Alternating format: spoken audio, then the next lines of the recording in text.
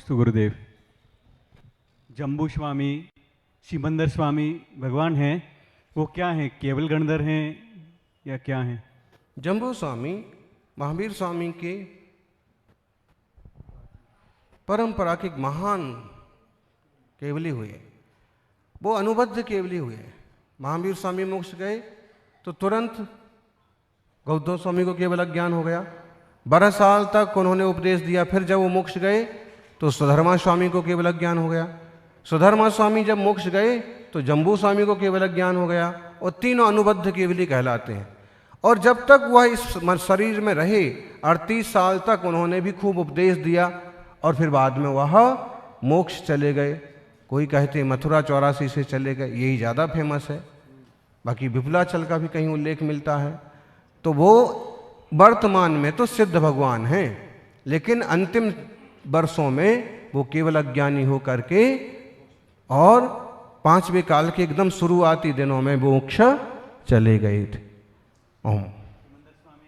सिमंदर स्वामी तीर्थंकर भगवान हैं, विदेश क्षेत्र में विराजमान हैं और वो अभी भी विराजमान हैं। उनका लंबा आयुष्य है, विद्यमान तीर्थंकर हैं वो। ओम। जब उनका आयुष्य पूरा हो जाएगा तो वो भी केवल ज्ञानी हैं, इसके बाद मुक्त हो जाएंगे। ओम। नमस्ते आचार्य श्री महाराज जी, आपने सुबह बोला कि पूजा में बैठने के लिए सब फ्री है, सब चीज़, खाना पीना, कपड़े, माला, चटाई, फैन। हम तो नहीं बोले ऐसा। तो मतलब वो वहाँ यूज़ तो करेंगे ना बैठने वाले, तो इससे बैठने वाले को क्या पुण्य लगेगा? हमने तो ऐसे कहा है कि अवसर है और सब चीज़ें अनुकूल हैं, तो आप बैठो, उसका लाभ लो। इतना फायदा मिलेगा आपको, जितना मन लगाओगे वो उतना आपका कहलाएगा सब। बैठने की व्यवस्था और सारी व्यवस्थाएं तो समझ लो कि कमेटी ने कर ली। अब आप बैठो, जितना ज़्यादा मन लगा, अगर यही गिनते रहोगे कि बढ़िया माला मिल गई मुफ्त में, बढ़िया साड़ी मिल गई मुफ्त में, तो कुछ पुण्य नहीं होगा। लेकिन अगर मुफ्त में भी मिल गई और भाव आपने बहुत कीमतें लगा दिए तो अथाह पुण्य का अर्जन हो जाएगा। अच्छा, उसमें कभी आपका मन बन गया कि मैं मुफ्त में क्यों बैठूं, मेरा भी कुछ लगना चाहिए, तो भाई हमारी तरफ से अमुक तरह का द्रव्य लगा देना, हमारी तरफ से इतना द्रव्य हमारी तरफ से भी लगा दो, तो ऐसे रास्ते निकल आएंगे। लेकिन हमारा तो सिर्फ इतना भाव था कि सब लोग जुड़ना चाहिए, बैठना चाहिए, भक्ति करना चाहिए। जो यहाँ एक साथ बैठेंगे वो वहाँ भी एक साथ बैठ सकते हैं। ओम। नमस्ते आचार्य श्री। आचार्य श्री, हम एकासन करते हैं, डॉक्टर लोग तुम कहीं बोलते नहीं हैं। एकासन करते हो? करता हूँ महाराज जी। अच्छा। 1.5 साल से करा। ठीक शाम को पानी लेता है। ठीक। तो आचार्य श्री, डॉक्टर बोलते हैं कि एक टाइम खाना नहीं खाने का, बार बार थोड़ा थोड़ा खाने का। और हमारे वितराग विज्ञान में तो मुनिराज सब एकासन करते हैं, तो इसका क्या मतलब है? सुपर डॉक्टर इधर वितराग विज्ञानी। हाँ हाँ, तो ये जो ये डिग्री छापों के चक्कर में ज़्यादा नहीं पढ़ने का। देखो, आप बोलने का मैं 1.5 साल से एकासन कर रहा, अब आप मेरी कवन नाप लो, बोलो हाँ तंदुरुस्त हैं कि नहीं हैं। तो और देख लो, साधकों को देख लो, बड़े बड़े तप करते हैं, बड़े बड़े उपास करते हैं, स्वस्थ रहते हैं, आनंदित रहते हैं। ये जरूर है, आप वो बोलते हैं कि हर घंटे में पानी पियो, हर घंटे में ऐसा करो। फिर एक दूसरा विज्ञान कहता है कि ज़्यादा पानी पीने से शरीर में जहर पैदा होता है। इसमें कोई दम नहीं है। अपने को जनवाणी के हिसाब से चलना चाहिए और जितने तप त्याग बने जीवन में करना चाहिए। एक दिन मरना ही है, एकासन करके मरेंगे ज़्यादा अच्छा होगा, उपास करके जाएंगे, तप करके जाएंगे, ज़्यादा अच्छा होगा। ओम। नमस्ते गुरुदेव, नमस्ते गुरुदेव, नमस्ते गुरुदेव। गुरुदेव, मेरा प्रश्न है कि उपास से व्रत लेते हैं तो एकासन कर सकते हैं बाद में? उपास से लिया है तो उपास से ही करना, एकासन से लिया तो एकासन से करना। नियम व्रत इस ढंग से लो जिस ढंग से पालन होने की पूरी शक्यता है। बाद में उसका कुछ उल्टा सुल्टा करना, ऊंचा नीचा करना ठीक नहीं है। नमोस्तु महाराज जी, नमोस्तु, नमोस्तु, कोटि कोटि नमोस्तु। महाराज श्री, तीर्थ आंखें तो 2 ही हैं अपने, आंखें तो 2 हैं, लेकिन जब तीर्थ करने जाते हैं तो मंदिर जिनालयों के दर्शन करते हैं, भगवानों के दर्शन करते हैं, तो वो अपन को याद थोड़े समय के लिए रहता है, और जो दर्शनीय स्थान देखते हैं या फिर आधार चीज़ें देखते हैं उनका ध्यान अपना कई दिन तक लगा रहता है, महीनों से लगा रहता है और सालों से भी लगा रहा है। और आंखें तो दो ही हैं, दो ही आंखों से सब कुछ देख रहे हैं, इसमें क्या अपना लगेगा? बस बहुत बड़ा प्रश्न हो गया आपका। रुचि अनुयायी वीर्यः, रुचि के अनुसार आपकी शक्ति काम करती है। आपको पिक्चर और वहाँ की फोटो याद रहती होगी, सीनरी याद रहती होगी, लेकिन हमको तो अभी तक गुरु महाराज याद हैं, उनकी मूर्ति याद है, उनका सब क्रिया। तो जिस तरफ दिमाग लगता है वो काम करता है। गुरुदेव, मंदिर में पुजारी 8 बजे बाद झाड़ू लगाता है, ये सही है या गलत? मंदिर जी में रात को मंदिरों की व्यवस्था अच्छी हो, सब चीज़ें दिन में हों और श्रावक जन ही पूरी सार संभाल करें, ये ज़्यादा अच्छा है। बाकी तो फिर छोटे गांव है, व्यवस्थाएं जैसे बैठ जाएं वैसे बिठा लो। बाकी रात में झाड़ू पोछा वगैरह करना, कोई बर्तन साफ करना कोई ठीक बात नहीं है।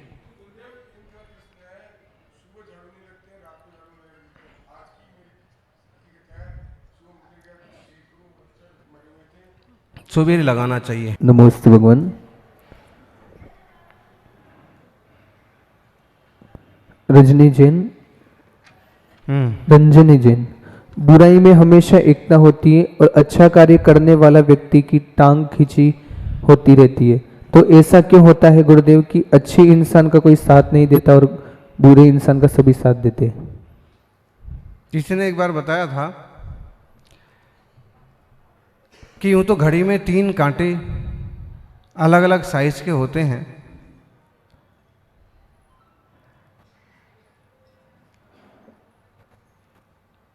लेकिन वो 12 बजना हो तो तीनों एक साथ आ जाते हैं। ऐसे समाज में भी तरह तरह के लोग होते हैं, छोटे बड़े, मझोल, अच्छे बुरे सब, लेकिन अगर किसी की 12 बजाना हो तो सब एक हो जाते हैं।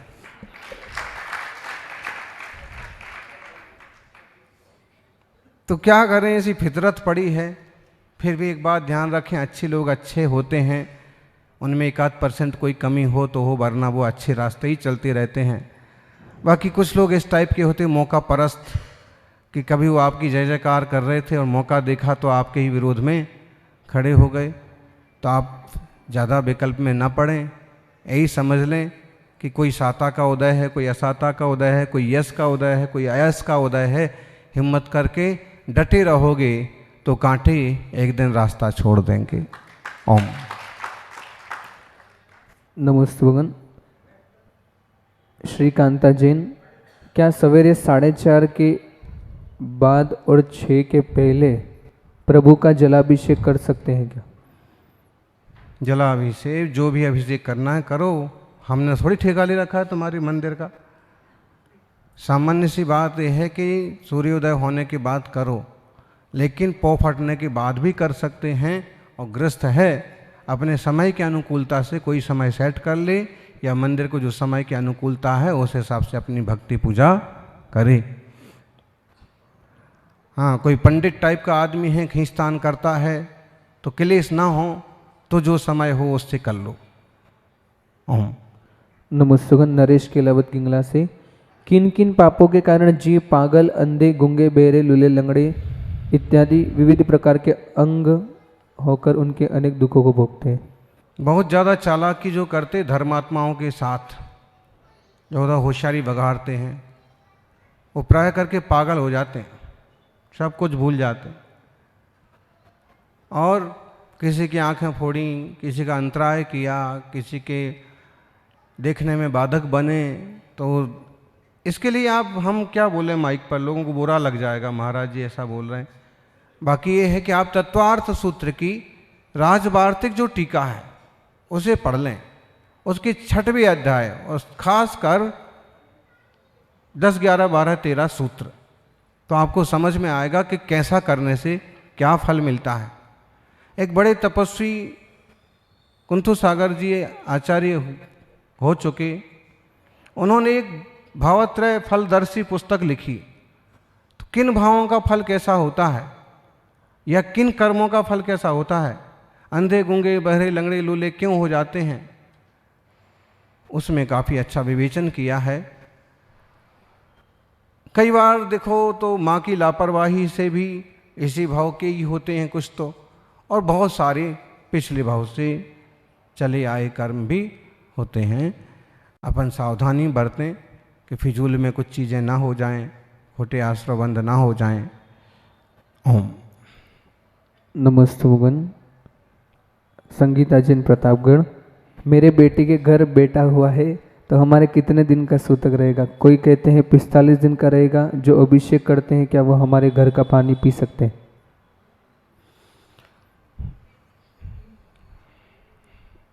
उनकी बेटी के घर पर बेटे के बेटा हो, उनके बेटे को बेटा हुआ है, तब तो उनको तो पूरे परिवार को 10-12 दिन का लगेगा, 10 दिन का लगेगा। और जिन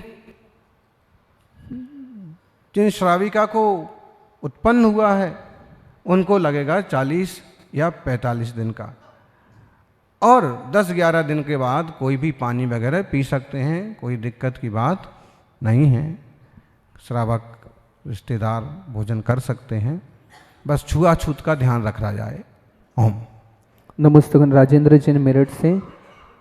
हमें नियमित स्वाध्याय करने से यह तो समझ आ गया है कि ये विषय भोग संसार में डुबाने वाले हैं। देव शास्त्र और गुरु के वचनों पर पक्का श्रद्धान भी करना चाहिए, लेकिन वह ज्ञान हमारे चारित्र में क्यों नहीं उतर पा रहा है? जितना हम चाहते हैं उतना कर नहीं पा रहे। निमित्त मिलते हैं और हमारा ज्ञान समय पर कुछ भी काम नहीं आता। यही हाल है बहुत लोगों का। जितना वो समझ लेते हैं उतना उतर नहीं पाता है।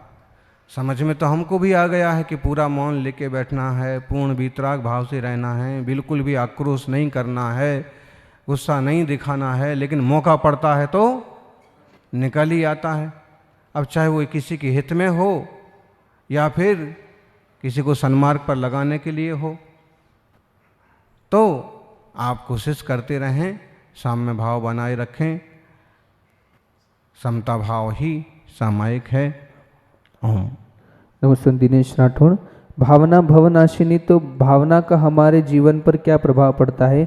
हम किसी के लिए अच्छी भावना करते हैं तो क्या कुछ अच्छी भावना का सामने वाले पर अच्छा या बुरा प्रभाव पड़ता है क्या? प्रभाव तो जबरदस्त पड़ता है। अरे भाई आप देखो, मोबाइल में नंबर सेट करो किसी का नंबर लगाओ। आप उसका नंबर लगाएंगे तो उसकी घंटी बजने लग जाएगी। अगर उसने साइलेंट मोड पर छोड़ रखा होगा तो कूदने लग जाएगा। और मान लीजिए कि उसको पता ही नहीं है, दूर रखा है, आप जो मैसेज भेजना चाहें वो मैसेज भेज दो, जो फोटो भेजना चाहें वो फोटो भेज दो, प्रवचन भेजना चाहें वो सब पहुंच जाएगा। और जब उसको सही समय मिला और उसने खोल के देखा तो सारी चीज़ें उसको मालूम पड़ जाएंगी। ये मशीन जब इतना काम कर रही है, मशीन का ऐसा इफेक्ट पड़ रहा है, तो आप तो जिंदा इंसान हैं, आप में भी तो माइंड है, एनर्जी पावर है। आप जो कुछ सोचते हैं उसका बहुत सारा हिस्सा दूसरों तक पहुंच जाता है। आप क्या समझते हैं कि मैंने किसी का बुरा सोचा तो उसे भी अंदाज नहीं लग जाता अंदाज। अगर आप इसी सोच के साथ जा रहे हैं कि आज तो घर वाली को फटकार नहीं है, तुम क्या फटकारोगे? पहले से तैयार मिलेगी। हाँ, मतलब आप ऐसा कभी करके देख लीजिएगा। आपने सोचा कि आज एक ग्राहक आएगा तो आज इसको जिस ढंग से हम बिल्कुल लपेटेंगे, तो तुम क्या लपेटोगे? वो सब उत्तर लेके पहले तैयार रहता है। तो क्योंकि लीक होता है ये बातें, भाव तरंगे, इसको हम टेलीपैथी कह सकते हैं। और जो आदमी जितना भी शुद्ध होगा वो उतना जल्दी लीक हो जाएगा। संक्लिष्ट बुरा आदमी का विचार तो एक बार थोड़ा सा बुरी रेंज वाला है, बुरी रेंज वाला है, तो जल्दी उसका खराब भाव मालूम पड़े ना पड़े, अच्छे का तो पड़ जाता है और बुरों के भी पड़ जाते हैं कि ये आदमी ठीक मालूम नहीं पड़ रहा। तो भावों का बहुत असर पड़ता है। अपने भाव संभालिए, भाव संभालेंगे तो भाव संभल जाएंगे। भावना भाव वासनी, भावना भव नाशनी। नमस्ते भगवान। राजेंद्र दोषी, ज्ञान से मोक्ष होता है या चारित्र से मोक्ष होता है? कहते हैं केवल ज्ञान के बिना मोक्ष नहीं होता। नमस्ते। ये भोंदू को तत्वार्थ सूत्र का पहला सूत्र भी नहीं मालूम। सम्यक दर्शन ज्ञान चारित्राणि मोक्ष मार्गः। सम्यक दर्शन, सम्यक ज्ञान, सम्यक चारित्र, तीनों की एकता, तीनों मिलजुल करके ही मोक्ष मार्ग बन पाते हैं। और ये रत्नत्रय अपने आत्मा का स्वरूप है, कहीं बाहर से आता नहीं है। मतलब है सम्यक दर्शन भी चाहिए, पूर्ण श्रद्धा, सम्यक ज्ञान भी चाहिए, सच्ची समझ और सम्यक चारित्र भी चाहिए। मोक्ष मार्ग के योग द्रव्य चारित्र और भाव शुद्धि, तो मोक्ष मार्ग बनेगा। और जब ये पुरुषार्थ जारी रहेगा तो कभी जाके घातिया कर्मों का नाश होगा, केवल ज्ञान होगा। फिर कभी जब आयुष्य वगैरह सब पूरे होंगे, अघातिया कर्म नष्ट होंगे तो मोक्ष होगा। ओम। नमस्ते भगवान। प्रेरणा शाह सागवाड़ा से, असंख्यात लोक प्रमाण किस प्रकार है?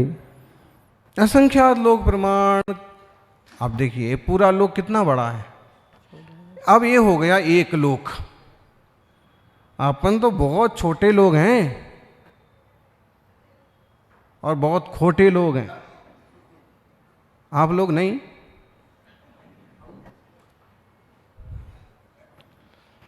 हर आदमी स्वीकार नहीं कर सकता।